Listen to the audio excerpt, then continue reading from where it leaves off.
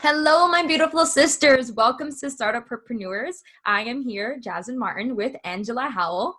Hi. And today we're talking about finding your gift. Her book is called Finding the Gift. And today we're going to talk about discovering your deeper empowering beliefs and connecting them with your branding. So today we're going to get rid of those limiting beliefs. We're going to create new empowering beliefs. And then we're going to connect your branding to it and tying who you are, your gift, with your business. It's going to be amazing. I'm super excited for her being here. She is a speaker, a transformation coach, an artist, a best-selling author. I just love all her work that she's done. And when you check out her website, that's part of her free gift, PPS at the end over there. She has amazing work that she does. She has been in Huffington Post and Fast Company, Cosmopolitan, Yahoo News. You know it. She's been there. And she is devoted to inspiring people to find renewed passions for living, loving, working, and my favorite, playing. And she's all about meditation and mindfulness. So we will be getting grounded every once in a while, I'm sure. And just being aware of where we are and being present here in this interview. So I'm so happy to have her. Thank you, Jaslin. Oh, that's makes me feel so good. And I am so impressed with you. When you reached out to me and I did a little bit of research, I'm like, this girl rocks. Wow. Yeah, you've really, done a lot for someone of your years. And I'm 23, by the way. Impressive young lady. So thank you. I'm honored to be with you today. Thank you. And I know that you worked at a corporate job or corporate sales for over 12 years. So what made you write a book and become a female entrepreneur? Well, that is a little bit of a long story, but to try to make it brief, I was in sales. I had felt dissatisfied. I'd reached pinnacles of success with money, with awards, with, winning trips and different things, but I was somewhat empty, but I was comfortable.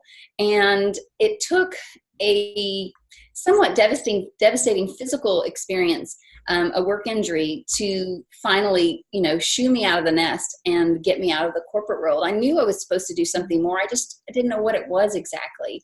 Mm-hmm. And so that is how I found myself. So it wasn't voluntary. I wish I could pat myself on the back and say, I had this big aha moment. But life sometimes gives you those opportunities, those nudges. And when we don't do it, life is so wonderful that it helps us when we need a little more firm, shove in the right direction. And I never set out to write a book, but during this hard season of my life, which ended up in disabling me from corporate work and multiple surgeries and decades of rehab that still go on today, I started writing. I was shown these metaphors in nature and trash on the street. I could drive through a car wash and come out with this enlightening spiritual experience. I'm like, does everyone else go through a car wash and come out, with this radical insight into life? And I felt like, I think I'm supposed to write these down so I can remember them. Mm-hmm. And that I'd never intended to write a book. I just started keeping a journal of these really profound life insights that I felt were for me to guide me. And wow. Then later, the nudge changed to, oh yeah, and you have to share these with other people. I'm like, I'm not sharing my silly journaling with anybody, but that's how the transition happened. So basically with lots of other, lots of happy accidents, the other, the speaking, the writing, I was a photographer for a good while too. That was totally unplanned. So lots of happy accidents after the corporate experience. Wow. So what would you say is your gift at the end of the day? Ooh, that's a tough question to take one person and wrap it all into a gift. Finding the Gift, which is the title of my book and kind of represents the philosophy of my life, is about finding the gift in all things, even the things that may not feel so gift-filled at the time. But for your question, what is my gift? Because I like to believe that we all have gifts that we are charged to bring to the world, and we also are given a goodie basket, because I'm not here just to give. I'm also here to receive your gift. You can't be fulfilled unless I receive your gift. And so I like to think that my gift is hope. If I boiled it down to a 4-letter word, it's hope. I was in such a dark place. On the outside, everything looked so good.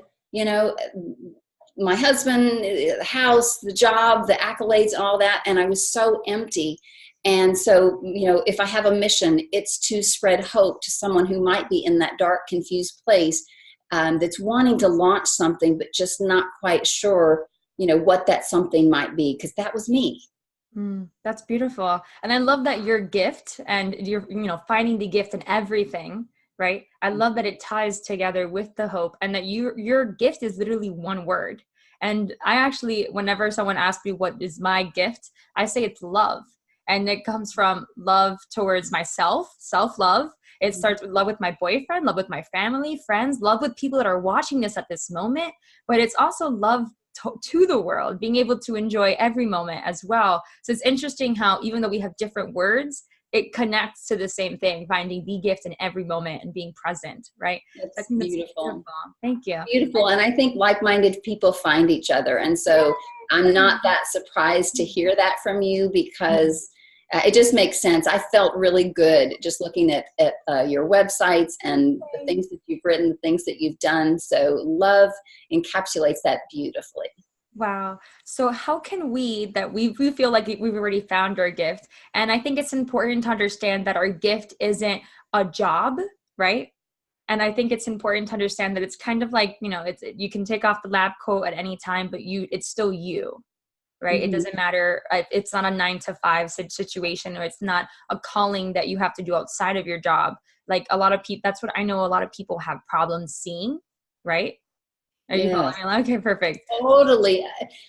Because I'm not sitting here saying that to be fulfilled, you need to quit your corporate job right now and go do something. Maybe that'll be a calling down the road. But if we can learn to love our life today exactly the way that it is, giving great, gratitude for everything exactly the way it is, that enables us to be able to move forward into whatever tomorrow holds. But by all means, our gift is now. We have our gift. We already have our gift, and we can use that in today's world, in our life today. And however it may transition in the future, well, that's for the future.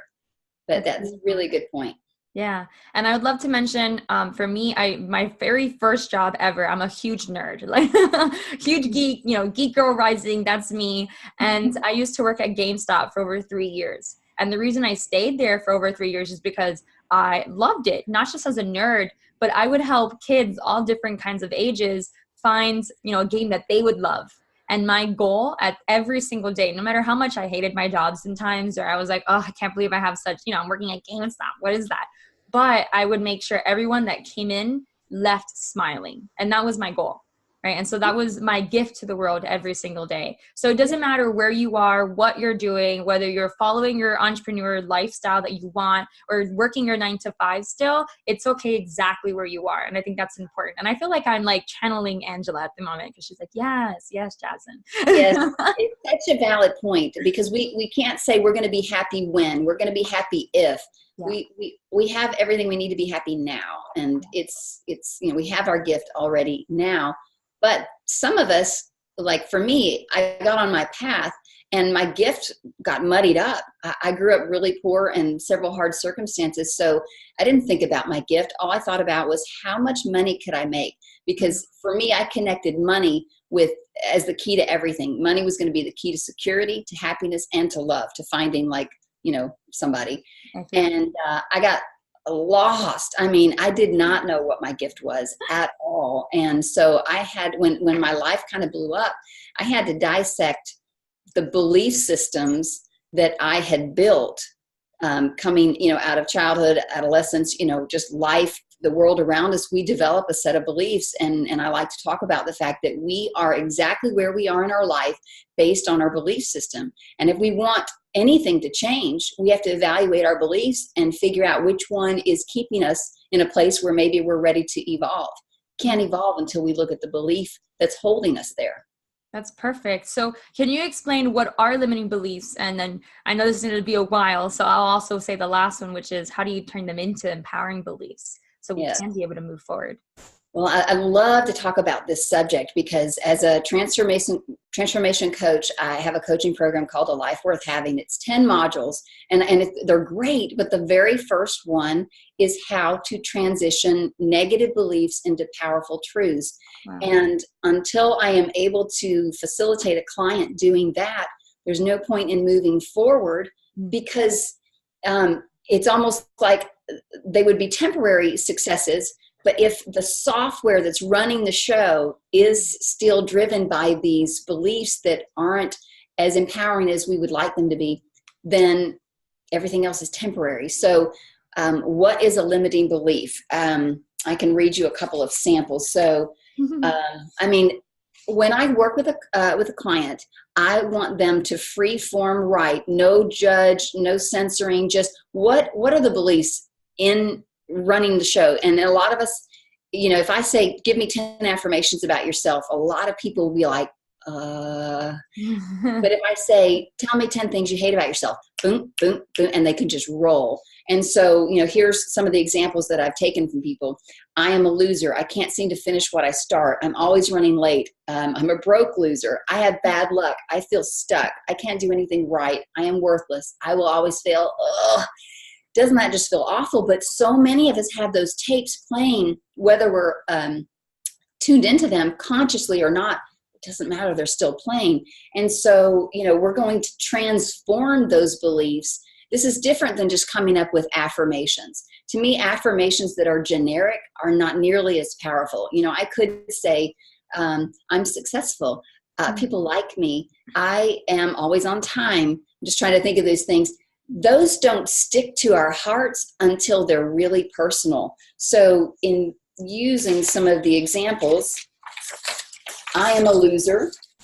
If someone had that on their list, then they're going to come up with a powerful truth to be the anti-venom. I look at the negative beliefs as poison. And when we are, like, say we're bit by a snake, we don't need just any remedy. We need the anti-venom that matches that snake. And so I feel like that is true when we're constructing powerful beliefs to be the antidote to these negative beliefs. So I am a loser is the poison. I am a winner. I can't seem to finish what I start becomes I am getting better at finishing projects. I'm always running late becomes it feels great to plan my day and arrive on time. I feel stuck becomes it feels so good to be moving forward. Do you see how the powerful truth is also written in the present tense as if it's already happening?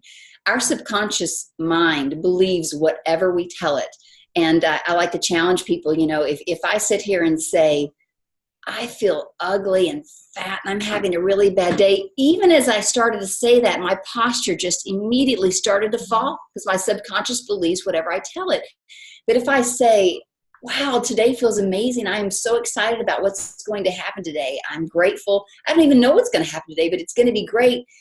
I immediately feel like I can breathe better and deeper, and I want to sit up taller. It is automatic. And so, when the interview's over, I recommend that people give that experiment a try and know that that's what's happening every single day. Your mind's going to believe what you feed it. You can feed it this junk, or you can feed it some really good stuff. So I'll work with a client. I want them to write as many of these poisonous statements down because we can't leave any untouched. And then I'm going to have them write the anti-venom, the very specific anti-venom for each one. And then I'm going to suggest that they read each of those powerful truths every single day, maybe a couple times a day.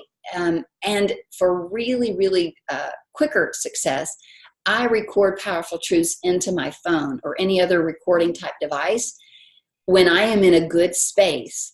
And so I have files, audio files, powerful truths, and then the date.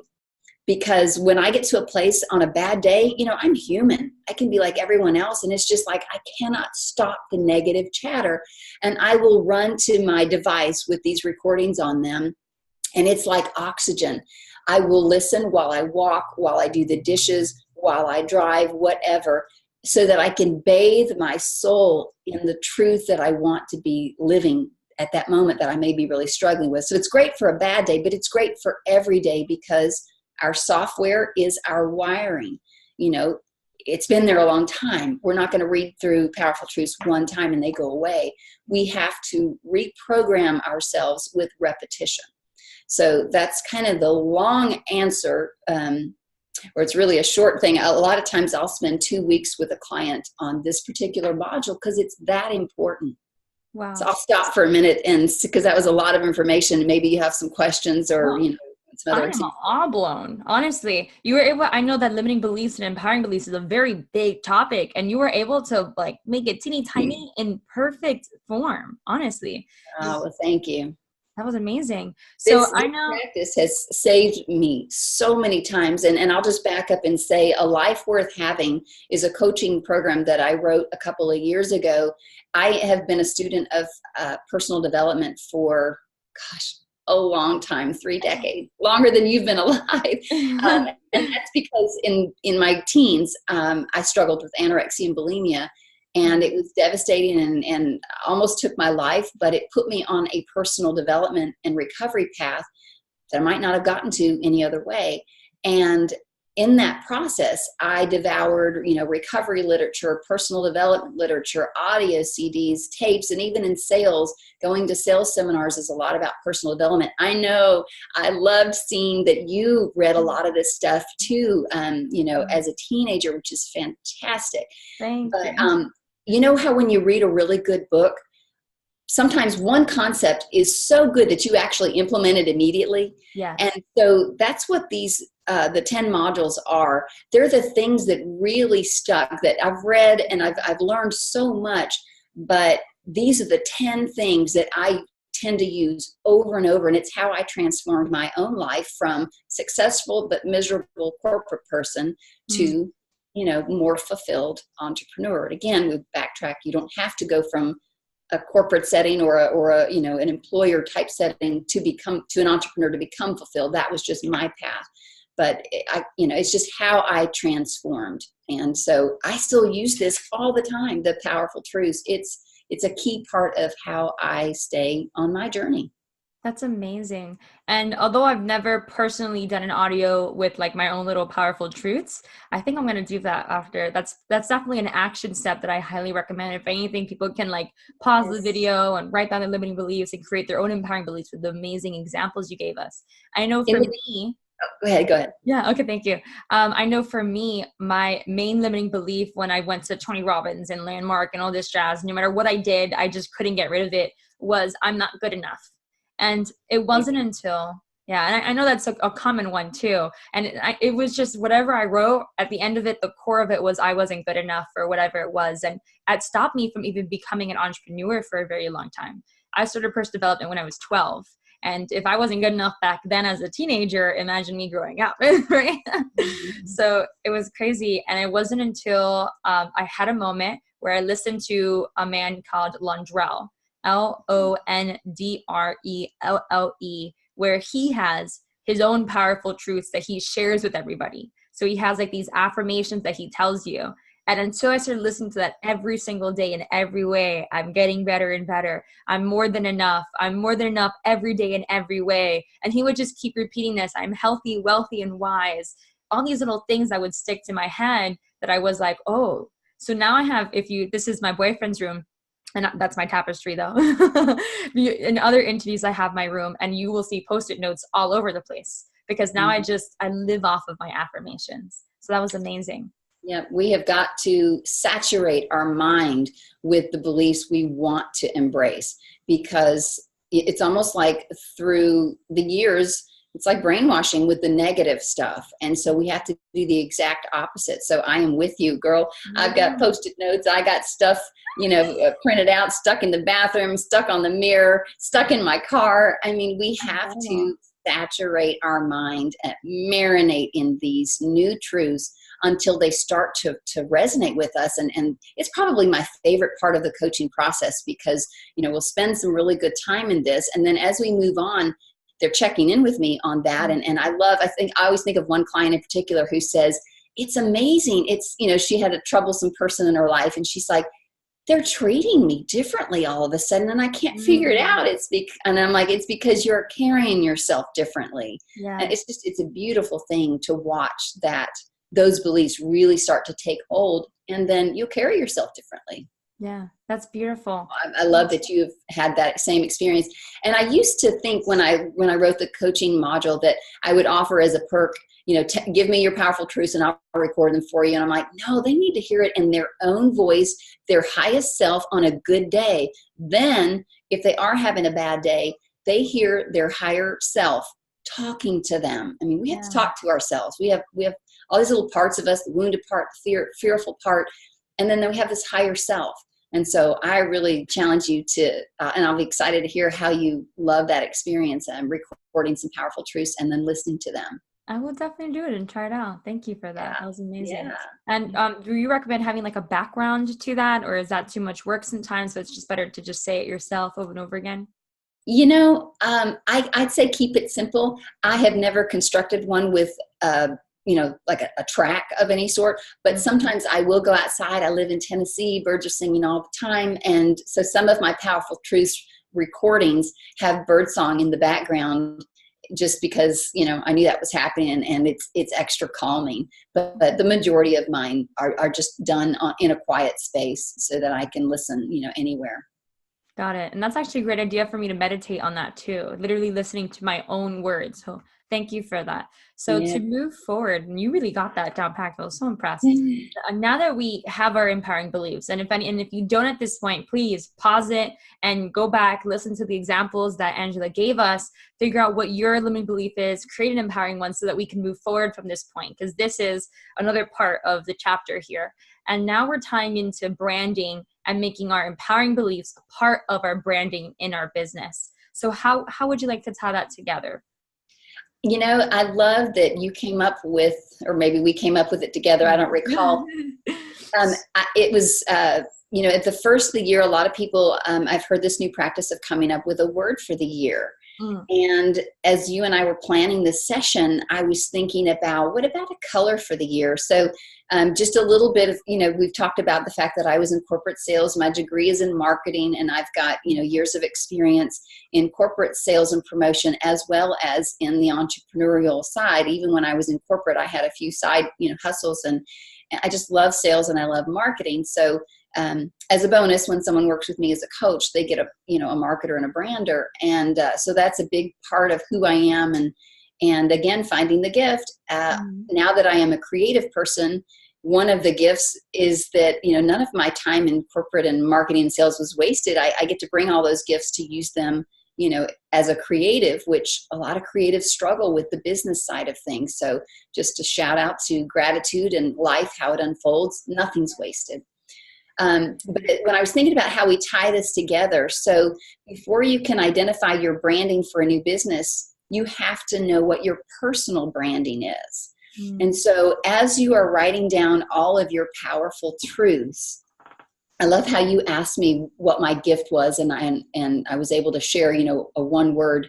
So it might be a good idea to think of a couple of words that you want to describe you as a person.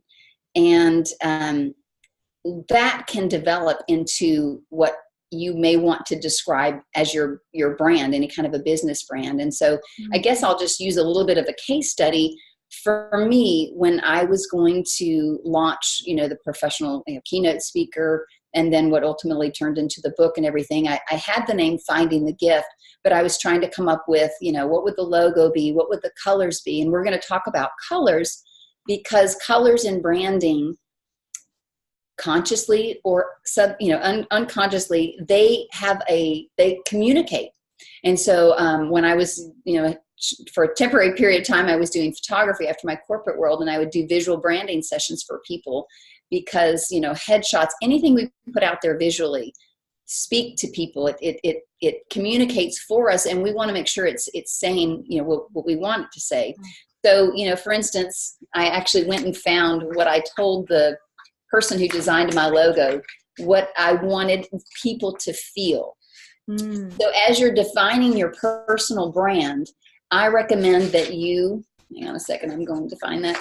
I recommend that you start listing a couple of adjectives for the way that you want your clients to feel when they are with you, when they're thinking about your brand, when they're thinking about what you're offering. And so for me, I chose turquoise. I love turquoise and I love coral. You'll notice that I'm wearing coral. When I work, and this interview for me is work, I am branded. I'm not going to normally say that in an interview, but people, I'll go speak and I'm either wearing white, coral, or aqua, and people will be like, oh, look, you match your book. And I'm thinking, yeah, that was intentional. But they don't know that I planned it. They just think it's like a happy accident. But yes. Even if they don't verbally say that to me, all of them are just seeing this package, and I'm part of my branding and marketing package. So anyway, colors mean different things, and I could read a few examples of what colors mean, but I would encourage people, before you ever thinking about your entrepreneur type brand, you've got to know your personal brand. A brand is not something you just pick, like you're going in the store. I think I'll take that one. Like we were talking about with the gift, you already have your brand. It's already you. You've just got to verbalize and identify, like language, put a language to it. Does that make sense? Yeah, it makes perfect sense. You're not putting on somebody else's brand. You want personal alignment with everything that you do and how you show up in the world. And so I can give you a couple of examples of like color. So, I'll start with turquoise since I chose that for mine. Turquoise, there's lots of different things, but turquoise can have a sweet feminine feel. Turquoise is associated with the meanings of refreshing, feminine, calming, sophisticated, energy, wisdom, serenity, wholeness, creativity, emotional balance, good luck, spiritual grounding, friendship, love, joy, tranquility, patience, intuition, and loyalty. All of that from a color. This particular handout, which I'll give a shout out to Born Creative. It's BOURN creative.com.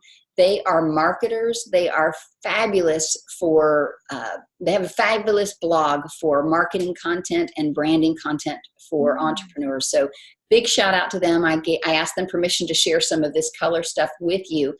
And you could actually Google Born Creative color meaning and find, like put in the color that you want to research. But anyway, and then orange had vitality, and I liked, kind of the orange coral, the combination of those two. But this is another printout I got off the internet. Can you see it?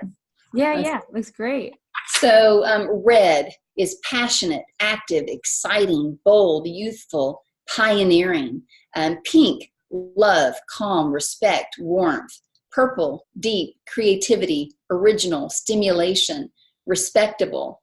Navy's a big one. That navy and blue, a lot of the like our military and our policemen, this is why they're navy and blue. Trust, order, loyalty, sincere, authority, communication, confidence, peace, control. And blue is spirit, perspective, content, control, rescue. Green, balance, growth, restore, sanctuary, equilibrium, positivity, nature, generous, clarity. And then I mentioned orange, instinct, warmth, gut reaction, optimistic, spontaneity. This is all in this particular one shows several of the brands that do align with the color. So in tying that together, if people are familiar with coming up with a word for the year, I want to encourage the people that are watching this interview to think about their powerful truths, think about their gift. What, and maybe that would require some journaling. Why am I here? What do people tend to say I bring? Do I make them laugh? Do I have a heart for this? One question that I will ask to help people get to their gift is, if you had $1 million, what would you do with it? Because it tells a lot about where your priorities are.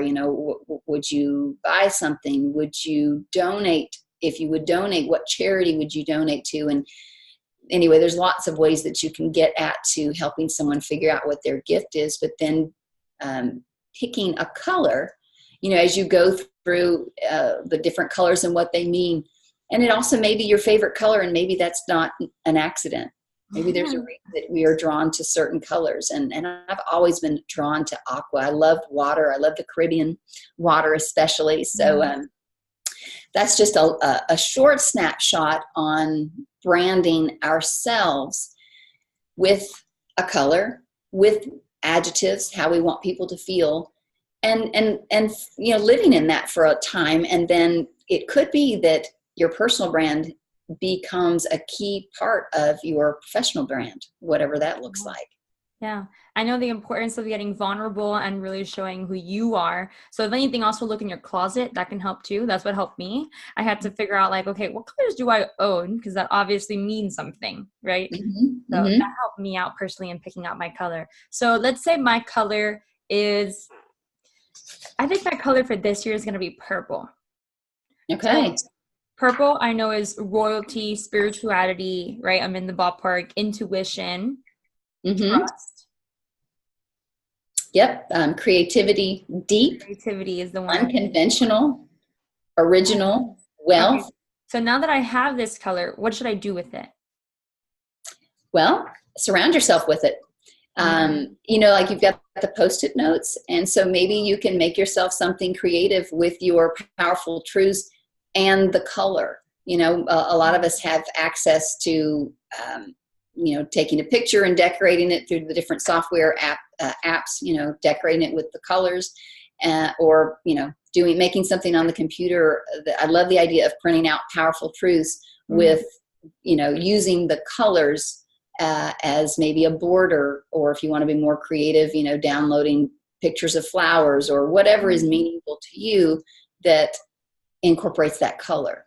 And it could be, it may just, some people may be one color. For me, I felt that, the two color thing. And basically when I went to the graphic artist, I named these adjectives and also said some of my favorite colors. And so she came up with my brand, which is the turquoise and the orange.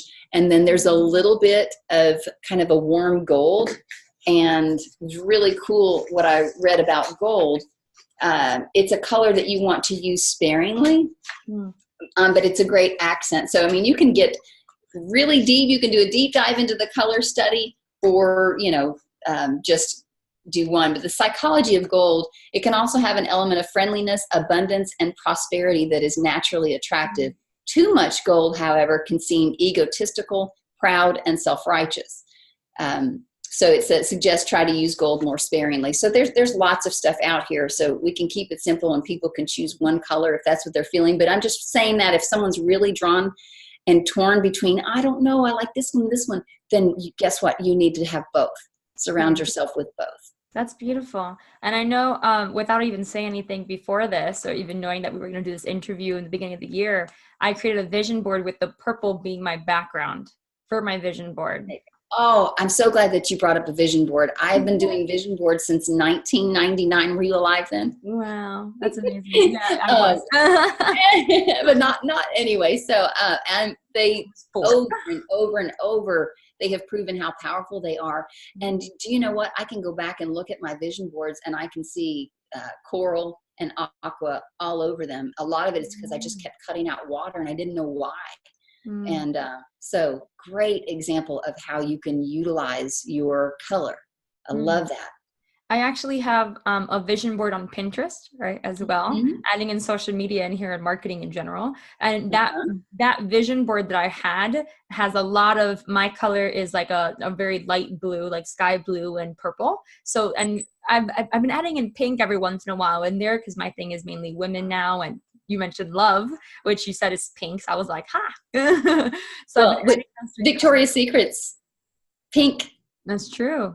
Women love. Yep. So it's amazing. I do love marketing, and it's fascinating to study the companies and the colors they've chosen. And it helps you understand, oh yeah, they're the embodiment of that color. But yeah. That's crazy. So what helped me a lot was creating a Pinterest of figuring out, not only what did I like, but what was I focusing on, and that was able to help me create my website and my branding as well. So thank you for that. That's amazing. And ease into it. I think sometimes we give ourselves so much pressure that, oh, this sounds like a really big deal. I got to pick the right color. And then someone might leave this, listening to this and think, and take delay for weeks trying to come up with the perfect color. I don't know about you, Jaslin, but perfectionism can kick my butt even now with all that I have learned and studied. And so a piece of advice that I feel compelled to give, someone gave to me: get version 1.0 out the door. You can do version 2.0 later. So pick your color. Go with your gut, and learning to trust our intuition is a gift. It's like working out. When we go to the, it kind of hurts to do the weights for the first time, but it gets stronger and stronger, and our intuition is the exact same thing. So get to a calm place. This is what I do when I feel indecisive. Get to a calm, quiet place and ask myself, I know what my color is. What is my color? And usually something will pop into your mind. And if you question it, just go with it for a little while. But sometimes the good, if something comes up, or if I ask someone else for an opinion and they say something, and I'm like, it's absolutely not that. You know what? It is this. And so their feedback helps me either way. If it's either is and I agree with it, or it shows me like, no, that's not it. So I just want to challenge everyone to move on this and to get going with powerful truths and a color to begin to represent you as a person, and potentially to use as you begin branding if you are going to be launching a business, or even in your day-to-day life, whatever you're doing now. That's beautiful. Thank you. And so we talked about a lot of different things, and I thought it was amazing how we tied everything together. We talked about finding your gift, the importance of knowing the gift of this everyday moment, limiting beliefs, empowering beliefs, powerful truths, getting audibles, branding. We went like all of the above here. So what is one action step that if someone didn't pause this video throughout the thing and they were like, well, I just want to hear because there's so much good information here. What's one action step that the women that are watching this and listening to this can do today to start and find their gift? You gave me an idea of some questions you may answer, and I saw this on there, and I purposely do not allow myself to come up with a rehearsed answer because I want to take the conversation and let that spontaneously, almost like exactly what I just talked about with the gut reaction. And the gut reaction that comes to me about your question is accountability. I want everyone on this call to text someone and say, I just heard this amazing interview and I feel really challenged to come up with powerful truths and a color to represent my brand. The person doesn't even have to have a clue what you're talking about, but accountability is a huge practice that I use for my own self. When I feel like I might not do something I want to do, I will do what I call bookending. Like a bookends, you have a bookend, then you have books, and then you've got bookends around a thing, around books, but I use it as accountability. So I may text you, Jaslin, and say, Jaslin, I heard this amazing interview, man, these women were amazing. And I am committed to writing at least 10 negative, stinking, venomous beliefs down that run through my head. I'm committed to writing down 10 powerful truths that will counteract those. And I'm committed to coming up with a color that feels good, that I want to surround myself with as a personal brand. And I want to commit to you that I will have that done, and give yourself a time frame by tomorrow night, by the end of the week. Don't take much longer than that. You got to strike while the iron's hot. You got to move while you're motivated, while you've just heard the information. But, and then say, when I do this, I will text you by this date to let you know. And if by some chance I don't do it, I'm going to text you anyway and just let you know why I feel like I struggled. So number one, you're not in this alone. And two, you have just a little bit, and that's where my perfectionism works for me. I don't want to not do what I just told this person I was going to do. I mean, I told them I was going to check back in with them tomorrow night or end of the week. And that's when my perfectionism helps me. It's like, well, I guess I'm going to do it, because the last thing I want to do is text this person and tell them I didn't do it. So that's what I would recommend is take all this great information, implement it, but give yourself a little bit of a safeguard and use someone as an accountability partner to ensure that you really do it. And And I hope that works for you. It helps me greatly. That's amazing. Thank you. And if you don't know who to text, please remember that we do have a Facebook group for this online show. So you can go to the Facebook group and you can actually @ something. When you click @ it'll show up members. Just click on a random member and tell them they're your accountability partner. That's going to be an easy way. It's with a stranger. It's not someone you know, and you can keep each other accountable along the way as well. Could they just comment in the group and not address a person? Yeah. They can comment in the book in the group, but if they want a specific accountability partner, they can do that too. Well, I think as long as it's public, that can work. So if someone wants to, and then I can see it. That'd be so great. So yeah, if someone can just, if you don't have a specific person, like she said, I love the idea of just putting it in the group. And then those are some people who are familiar possibly with today's talk, who can cheer you on. Oh, we need cheerleaders. I mean, I'm a cheerleader. we need cheerleaders. And I would love to be a cheerleader for anybody that is doing this work, because, I had to do it myself and I still have to do it. So yeah, that would be great. Perfect. Thank you, Angela. So the very last thing that we have to talk about is your free gift that I know that you wanted to share. So please tell us, what is your free gift for this video and for this daily summit, and give us details. I will. So I don't remember when I wrote this, but I came up with a little ebook called 10 Secrets to Finding the Gift. It's not the same content that's in my book. The book is I don't know if we mentioned this, the book is 366 daily meditations. What did I randomly open to? Outside the Box Part 2, Pieces of Choice, Trust in the Path. And so it's just a mindfulness prompt for every single day. But 10 Secrets to Finding the Gift is 10 very specific approaches to living that I practice, that I have found to be really, really helpful. And so I can read just a couple of them. The very first one, and of course it expands because it's an ebook, but just the summary.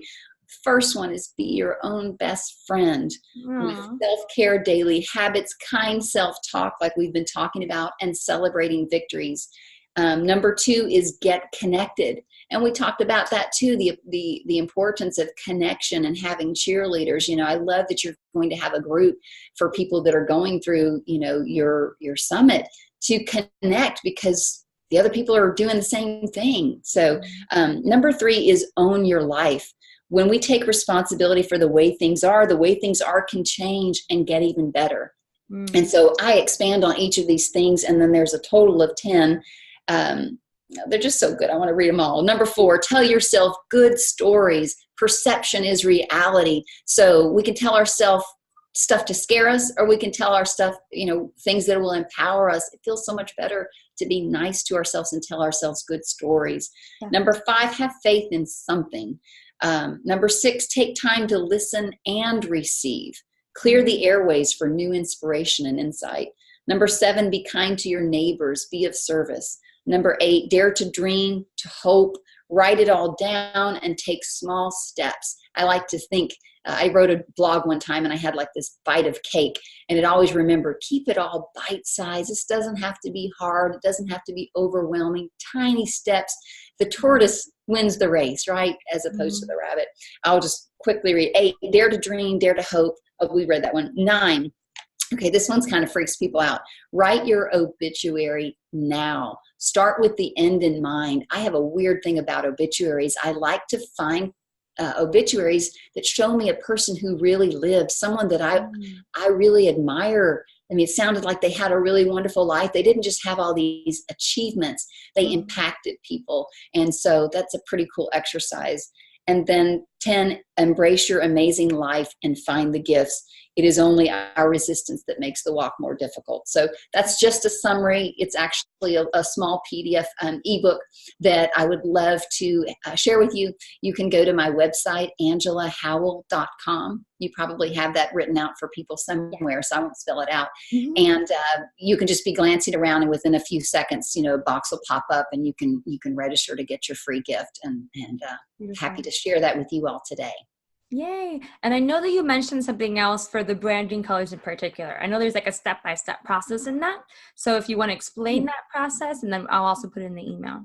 Yes, yes. I mentioned that I used Born Creative. It's BOURN creative.com. I stumbled upon them when I was searching for, branding and colors, and they did a series, and you can find their series of colors. Like you could, if you wanted to know about turquoise, you could do Born Creative meaning of color turquoise or something that would pull at their blog. But I was just mentioning to you before the interview, because I actually had several resources that I really liked where I pulled the different charts from. So if someone wants like all of my website stuff, I would be happy to give that to them. So the best way to do that is when you go to my website to get your free ebook, 10 Secrets to Finding the Gift, you'll click the box for that. And then there's a contact page. Just fill out that box and just say, send me the resources for the color branding, and I would be happy to do that. Perfect. But borncreative.com was one of the main ones. So someone already, there you go. You got that one. Thank you, Angela. You're amazing. You know that this has been an amazing interview, but with tons of insights and inspiration. And really, I feel very at peace. I think I'm going to go meditate after this. Jaslin, you're an amazing interviewer, and it feels great to be in your company. It just feels like we were chatting over a cup of tea, which I forgot to mention, branding all the time. So this is my marketing. So we are branding ourselves all the time. And so anytime I do an interview or I'm doing anything, I am sipping tea from my Finding the Gift mug. I love it. But anyway, thank you so much. You are so gifted. I can feel that you are walking in your gift. Interviewing takes special skills, and to be able to put this together, to pull out the gifts from the people that you're talking to, and to present this in the way that you are, so that thousands of people can be impacted. You are just living your gift, and I'm just blessed that you found me and asked me to participate. It's been a pleasure. Thank you, Angela. And we'll definitely, I'll see about maybe doing another interview with you in the future. Hopefully, my goal is in the group, if anybody starts commenting, being like, we loved her, then I plan on doing more interviews with them. So thank you. That would be great. That would be great. Well, thank you so much for having me. I appreciate it. Thank you. And thank you, ladies, for watching. We'll see you tomorrow. Mwah. Bye.